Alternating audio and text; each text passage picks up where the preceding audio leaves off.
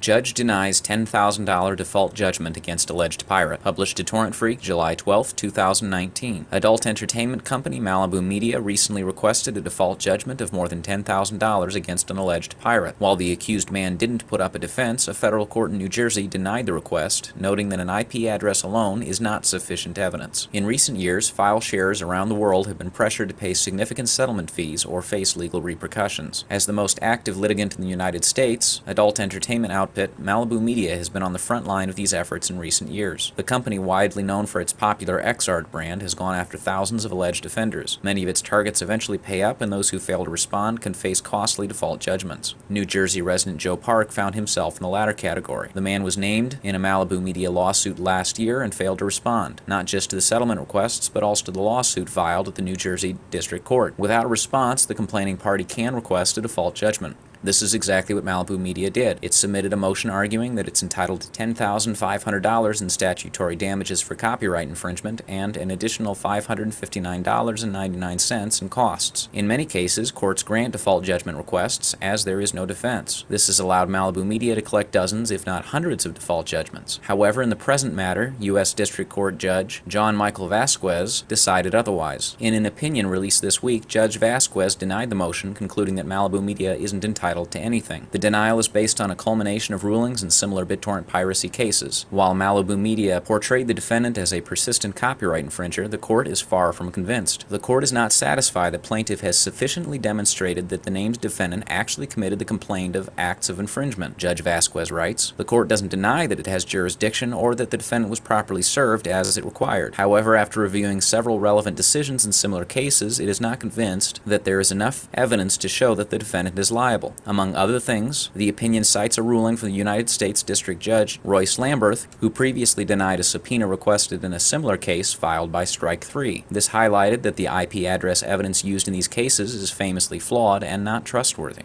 Judge Lamberth also criticized the litigation effort in general, accusing the copyright troll practice as a high-tech shakedown where courts are used as an ATM. Judge Vasquez further cites last year's Cobbler-Nevada versus Gonzalez case. Here, the Ninth Circuit Court of Appeals concluded that identifying the registered subscriber of an IP address by itself is not enough to plausibly claim that this person is also the infringer. Plaintiff will have to show something more than tying defendant to an IP address in order to sufficiently establish copyright infringement. Judge Vasquez notes, "This something more can be quite a stumbling block for these cases, as the rights holders often have little or no evidence to tie the infringements to a person other than an IP address. The court realizes that this puts Malibu Media in a tough spot, but sees no other option than to deny the motion for default judgment. The ruling is significant in the sense that without any defense arguments from the accused pirate, a court refused to grant a default judgment. While this is by no means the end of these types of lawsuits, it certainly represents another setback for the copyright troll efforts." A copy of U.S. District Court Judge John Michael Vasquez's order is available here.